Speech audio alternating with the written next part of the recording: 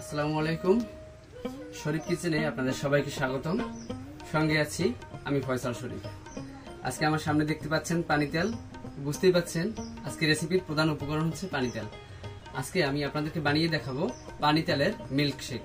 তো পানি তেলের মিল্ক শেক বানানোর জন্য প্রথমেই তালগুলোকে ভালোভাবে কেটে নেব। তাল কাটার সময় সাবধানতা অবলম্বন করতে হবে যেন হাতে পায়ে না লাগে।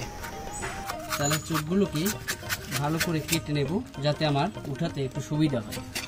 ভিতরে যে একটা আবরণ আছে খেয়াল করবেন যেন আবরণটা এর সাথে না ওঠে। আমি তালগুলোকে ছাড়িয়ে নিয়েছি। এখন একটা ছুরি দিয়ে কুচি কুচি করে কেটে নেব। আমি যদি ব্লেন্ডারে দিতাম তাহলে তালগুলো একবারে পেস্ট হয়ে যেত, তাহলে ভালো লাগতো না। একটু আস্তে আস্তে থাকবে, খাওয়ার সময় যাতে মুখে বাজে, তাহলে জিনিসটা স্বাদ অন্যরকম হবে এবং খেতেও ভালো লাগবে। টুকরো টুকরো করে কেটে নিলেই হবে।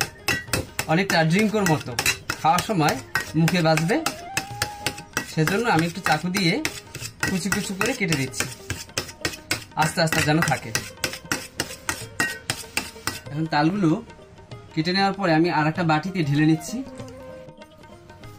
এখন আমি এর ভিতরে ঢেলে দেব 2 গ্লাস দুধ।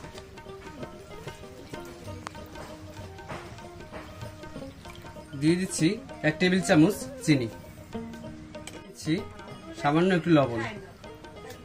এখন ভালো করে মিশিয়ে নিচ্ছি। এখন আমি একটা জগের ভিতরে ঢেলে নিচ্ছি।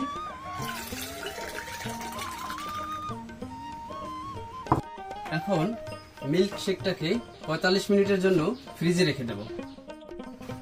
45 মিনিট পরে আমি ফ্রিজ থেকে বের করে নিয়ে এসেছি। এখন পরিবেশনের পালা। এখন আমি গ্লাসটাকে একটু ডেকোরেশন করে নিচ্ছি।